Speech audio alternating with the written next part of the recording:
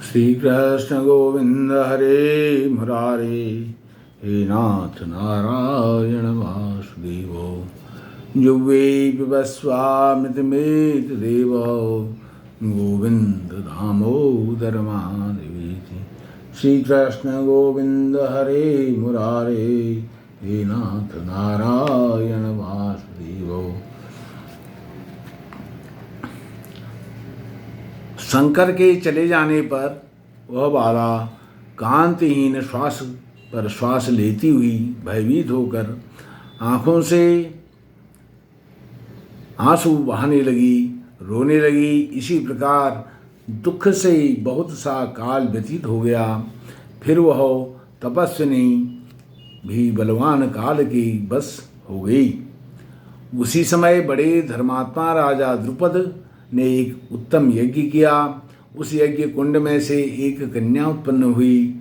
वही मेधावी ऋषि की कन्या दूसरे जन्म में राजा द्रुपद की पुत्री द्रौपदी नाम से संसार में प्रसिद्ध हुई।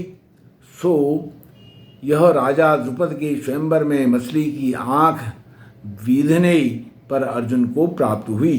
हे नारद, पुरुषोत्तम का अनादर करने से दुष्ट दुशासन ने इसके बालों को पकड़कर खींचा, परंतु उस समय वह बारंबार मेरे नामों को याद करने लगी।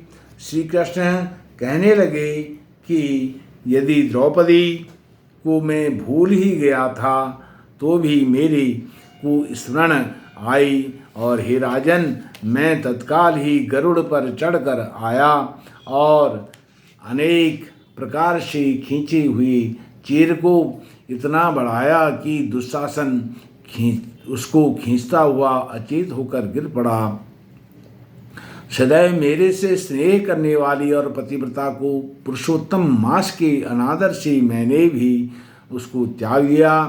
पुरुषोत्तम मास का तिरस्कार करने वाली को मैं भी त्याग देता हूँ। इसलिए सब प्रकार से पुरुषोत्तम मास ऋषियों और देवताओं के भी सेवन योग्य है। फिर मनुष्यों को तो अत्यंत ही मनोवांछित फल देने वाला है। इसलिए आने वाले पुरुषोत्तम मास की आराधना करो, पूजा करो। 14 वर्ष पूरे हुए, अब सब कुछ अच्छा ही होगा। श्री नारायण कहने लगे। इस प्रकार श्री कृष्ण द्रौपदी और पांडवों को समझाकर द्वारकापुरी जाते हुए बोले, हे राजन, अभी विरह से व्याकुल द्वारकापुरी को मैं जा रहा हूँ। ऐसा कहने पर भगवान प्रेम में मग्न हो पांडु पुत्रों को धीरे धीरे लौटाकर द्वारकापुरी को चले गए। श्री नारायण बोले, श्री द्वारकानाथ के द्वारका जाने पर युधिष्ठिर अपने भाइयों सहित तप करते हुए तीर्थों में विचरने लगे। हे नारद, श्री भगवान के प्रिय पुरुषोत्तम मास को मन में धारण कर और श्री कृष्ण का वचन स्मरण कर अपने भाइयों और द्रौपदी से बोले, अहो, आप सबने पुरुषोत्तम मास का उत्तम महात्म्य सुना है। पुरुषोत्तम को बिना पूजे कोई कैसे सुखी रह सकता है। इस लोक में वही पूज्य, वही धनी और वही श्रेष्ठ है जो अनेक प्रकार से भगवान पुरुषोत्तम की पूजा करता है। इस प्रकार सब तीर्थों में विचरते हुए पुरुषोत्तम मास के प्राप्त होने पर विधिवत उसका व्रत करने लगे और 14 वर्ष व्यतीत हो जाने पर श्री कृष्ण भगवान की कृपा से अकंटक राज्य को प्राप्त हुए। इसी प्रकार सूर्यवंशी राजा दृढ़धन्वा भी पुरुषोत्तम के सेवन से पुत्र और पौत्रों तथा अनेक प्रकार की सुख ऐश्वर्य को भोग कर योगियों को भी अति दुर्लभ भगवान के लोक को वह दृढ़धन्वा गए।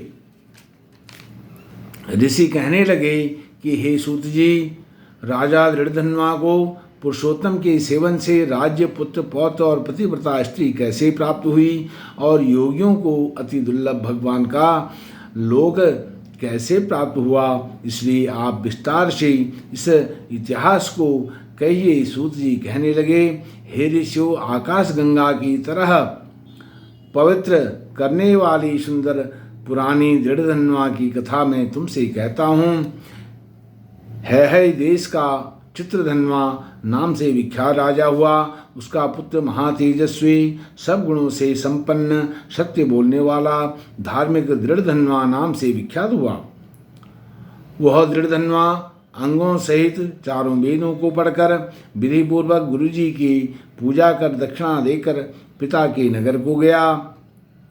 अपने नगर के रहने वालों को नेत्रों का आनंद उत्पन्न करते हुए उसने अपने पिता चित्रधन्वा को प्रसन्न किया।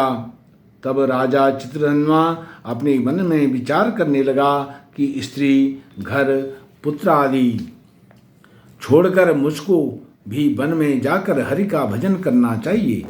ऐसा मन में विचार का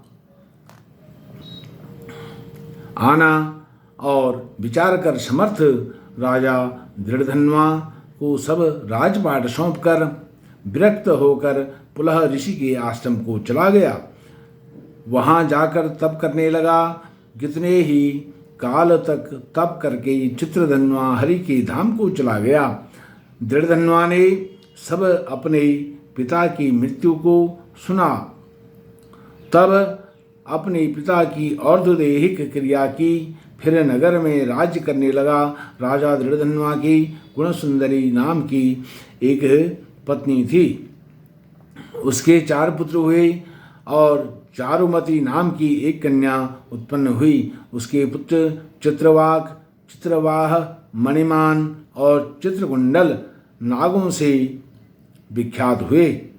श्री नारायण कहने लगे कि एक समय सोते हुए उस राजा के मन में यह विचार उत्पन्न हुआ कि मेरा यह सब वैभव किस पुण्य के प्रभाव से हुआ। न मैंने कोई जप किया, न कोई तप किया, न कुछ दान किया, न हवन किया। अपने इस भाग्य का कारण किससे पूछूं। राजा की इसी विचार में सारी रात्रि व्यतीत हो गई। प्रातः ब्रह्म मुहूर्त में उठकर तथा विधि स्नान आदि संध्या वंदन आदि करके खड़ा होकर उदय होते हुए सूर्य को अर्घ्य देकर, ब्राह्मणों को दान आदि देकर और नमस्कार करके वह राजा घोड़े पर चढ़कर तत्काल शिकार के लिए वन में चला गया। वहाँ उसने शिकार किया। उसी वन में राजा दृढ़धन्वा के बाण से घायल होकर एक मृग दूसरे वन में भाग गया। घायल मृग के शरीर से गिरते हुए रुधिर के निशानों से राजा दृढ़धन्वा भी उसके पीछे पीछे गया, पर थोड़ी देर में मृग राजा की निगाह से ओझल होकर कहीं छिप गया। राजा ने प्यास से व्याकुल होकर फिरते फिरते सागर के समान एक सरोवर को देखा। वहाँ पर तत्काल जाकर उसने पानी पिया। वहीं उसने अत्यंत घनी छाया वाला बट का वृक्ष देखा। उसकी जटा में घोड़े को बांधकर राजा वहाँ बैठ गया। वहाँ पर वाणी बोलता हुआ तोता आया। राजा को अकेले बैठा हुआ देखकर वह सुख अर्थात तोता बार बार एक ही श्लोक बोलता रहा। तू पृथ्वी में अत्यंत सुख को देखकर सार वस्तु को नहीं विचारता है तो कैसे पार पहुँचेगा। ऐसे उसके इन रहस्यपूर्ण वचनों को सुनकर राजा को यही सोच हुआ कि बारंबार यह सुख ऐसे वचन क्यों कहता है। क्या वह सुखदेव जी हैं। मुझ मूढ़ को संसार सागर में डूबे हुए देखकर मुझको श्री कृष्ण का भक्त समझकर मुझ पर कृपा करके उद्धार करने को आया है। वह इसी विचार में था कि पीछे से उसकी सेना आ गई। वह तोता तो राजा को उपदेश देकर अंतर्धान हो गया और राजा अपने नगर में सुख के वाक्यों को स्मरण करता रहा। श्री नारायण बोले, राजा इसी प्रकार चिंताग्रस्त रहता था कि एक समय वाल्मीकि ऋषि उसके यहाँ आए। राजा ने जल्दी से उठकर भक्ति सहित उनके चरणों में नमस्कार किया। तब वाल्मीकि ऋषि राजा को शांत देखकर कहने लगे, हे राजन, तुम्हारे मन में जो कुछ भी चिंता हो वह तुम भी निसंकोच मुझसे कहो, क्या बात है। दृढ़धन्वा ने कहा, महाराज आपके चरणों की कृपा से सब कुछ प्राप्त हुआ है, सब सुख है, परंतु हे ब्राह्मण देवता, एक बड़ा भारी संदेह भ्रम मेरे मन में है। सो उस वन के तोते के मुख से लगे हुए शूल को आप दूर कीजिए। वाल्मीकि ऋषि राजा के यह वचन सुनकर बोले, हे राजन, पूर्व जन्म में तुम द्रविड़ देश में ब्राह्मण के घर में ताम्र पत्र के किनारे उत्पन्न हुए थे। सदैव तुम्हारा नाम था। तुम धार्मिक सत्यवादी, जितना मिले उतने में ही संतुष्ट रहने वाले थे। तुम्हारी स्त्री उत्तम गुणों वाली गौतम ऋषि की पुत्री गौतमी नाम से विख्यात थे। गृहस्थ आश्रम के धर्म में चलने वाले सुदेव को कितना ही काल व्यतीत हो गया, परंतु उनकी संतति नहीं हुई। एक दिन आसन पर बैठा अपनी स्त्री से सेवा कराता हुआ थका हुआ वह ब्राह्मण कहने लगा, हे सुंदरी, संसार में पुत्र से परे कोई सुख नहीं, क्योंकि तप दान से उत्पन्न पुत्र परलोक में सुख देते हैं। शुद्ध वंश में उत्पन्न हुई संतति इस लोक और परलोक में सुख देती है। उस श्रेष्ठ संतति को मैं प्राप्त न कर सका तो मेरा जीना भी व्यर्थ है। मैंने उसे वेदाध्ययन नहीं कराया, न उसका विवाह आदि किया, अतः मेरा जन्म वृथा है। इसलिए मेरी मृत्यु शीघ्र ही हो जाए तो अच्छा है। मुझको आयु प्रिय नहीं है, मैं अब जीना नहीं चाहता हूँ। इस प्रकार अपने पति के वचनों को सुनकर उस सुंदरी के मन में अत्यंत दुख हुआ और बोली, हे प्राणेश्वर, ऐसे तुच्छ वाक्य मत कहो। तुम्हारे जैसे वैष्णव सूरवीर कभी निराश नहीं होते। हे विप्र, आप सत्य धर्म में तत्पर रहें। आपने तो स्वर्ग भी जीता है, पुत्र की इच्छा है तो हरि जगन्नाथ की आराधना करो। वह ब्राह्मण श्रेष्ठ अपनी धर्मपत्नी के ऐसे वचन सुनकर निश्चय के साथ ताम्रपर्णी नदी के किनारे चला गया। वह ताम्रपर्णी नदी के किनारे जाकर पुण्य तीर्थ में स्नान कर महाभयंकर तप करने लगा। ऐसे उस तपोनिधि के 4000 वर्ष बीत गए। हे ब्राह्मण, उसके तप से त्रिलोकी कांप उठे। सुदेव का महाउग्र तप देखकर बड़े वेग से गरुड़ पर चढ़कर भक्तवत्सल श्री हरि भगवान नारायण प्रकट हुए। श्री नारायण बोले, हे नारद जी, नवीन मेघ के समान चतुर्भुज जगत के पालन करने में समर्थ उन मुरारी के आनंदित मुख को देखकर बड़े हर्ष के साथ सुदेव ब्राह्मण ने मुकुंद को साष्टांग नमस्कार किया।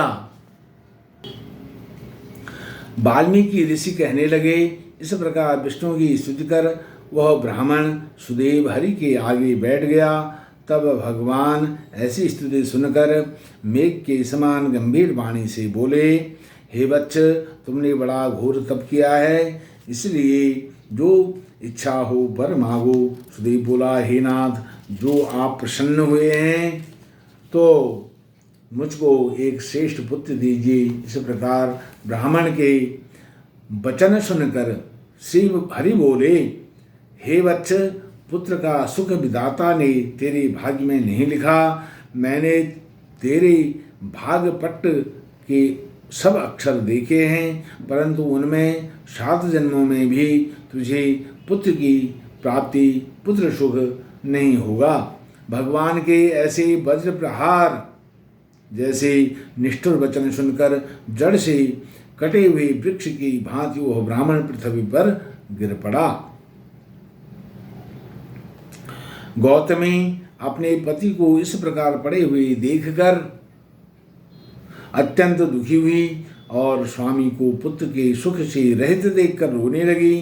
फिर वह स्त्री धैर्य धारण कर अपने पड़े हुए पति से इस प्रकार बोली, हे नाथ, हे पतिदेव, हे प्राणेश्वर, धीरज धारण कीजिए उठिए, जो विधाता ने ललाट पर लिख दिया है वह सुख अथवा दुख अवश्य ही भोगना पड़ता है। इस प्रकार उस स्त्री के तीव्र शोक से युक्त वचन सुनकर उत्पन्न दुख से कांपता हुआ गरुड़ भगवान विष्णु से कहने लगे, हे हरिहर, आप इस शोक सागर में डूबी हुई ब्राह्मणी को देखिए और गिरते हुए आंसुओं से व्याकुल ब्राह्मण को देखिए।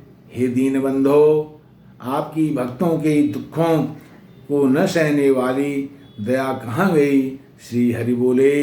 इस प्रकार गरुड़ से अमृत समान वचन बोले, हे गरुड़, इस ब्राह्मण को एक मनोगत पुत्र शीघ्र दूंगा। इस प्रकार हरि के अनुकूल वचन सुनकर गरुड़ ने अति प्रसन्न होकर उस ब्राह्मण को अति सुंदर अनुरूप पुत्र दिया। इस प्रकार से वाल्मीकि ऋषि कहने लगे, इस प्रकार अनुपम वर देकर दोनों स्त्री पुरुष को देखते देखते विष्णु भगवान गरुड़ पर चढ़कर अपने स्थान को चले गए। कुछ समय व्यतीत होने पर गौतमी के पुत्र उत्पन्न हुआ और सुदेव ने पुत्र के पैदा होने पर अति प्रसन्नता के साथ श्रेष्ठ ब्राह्मणों को बुलाकर जाति कर्म किया और स्नान कर ब्राह्मणों को बहुत सा धन दान किया। पिता के मनोरथ के साथ माता के मन को आनंद देने वाला वह पुत्र शुक्ल पक्ष के चंद्रमा के समान बढ़ने लगा। तब पिता ने पुत्र का यज्ञोपवीत संस्कार कराकर गायत्री मंत्र का उपदेश दिया और वह पुत्र ब्रह्मचर्य व्रत का पालन करने लगा। वाल्मीकि ऋषि कहने लगे, एक समय करोड़ों सूर्यों के समान कांति वाले देवल ऋषि वहां पर आए। उनको देखकर सुदेव के उनके लिए आसन बिछाया। उस आसन पर देवल मुनि बैठकर बोले, हे सुदेव, लक्षणों से युक्त यह तुम्हारा पुत्र महाभाग्यवान है, परंतु इसमें एक ही दोष है जिससे इसके सब गुण वृथा हो जाते हैं। हे सुदेव, तेरा यह पुत्र 12वें वर्ष में जल में डूबकर मर जाएगा, जिससे तू मन में सोच भी नहीं करना, दुख मत नहीं करना, अवश्य होने वाला तो होगा ही, इसमें कोई संशय नहीं है। जो विधाता ने लिख दिया इसका कोई उपाय नहीं है। वाल्मीकि जी कहने लगे, देवल ऋषि के ऐसे वचन सुनकर सुदेव शर्मा पृथ्वी पर गिर पड़े और देवल मुनि इतना कहकर ब्रह्मलोक को चले गए और सुदेव देवल मुनि के वचनों का स्मरण कर बहुत काल तक विलाप करते हुए फिर गौतमी पुत्र को गोदी में लेकर प्रेम से मुख चूमकर अपने पति से बोली, हे द्विजराज, होने वाली वस्तु से भय नहीं करना चाहिए। जो होने वाला है सो तो होगा ही, और जो नहीं होने वाला है वह कभी नहीं होगा। इसलिए हे नाथ, उठो और सब शरणागत जीवों के रक्षक निर्वाण पद को देने वाले भगवान श्री हरि विष्णु का भजन करो।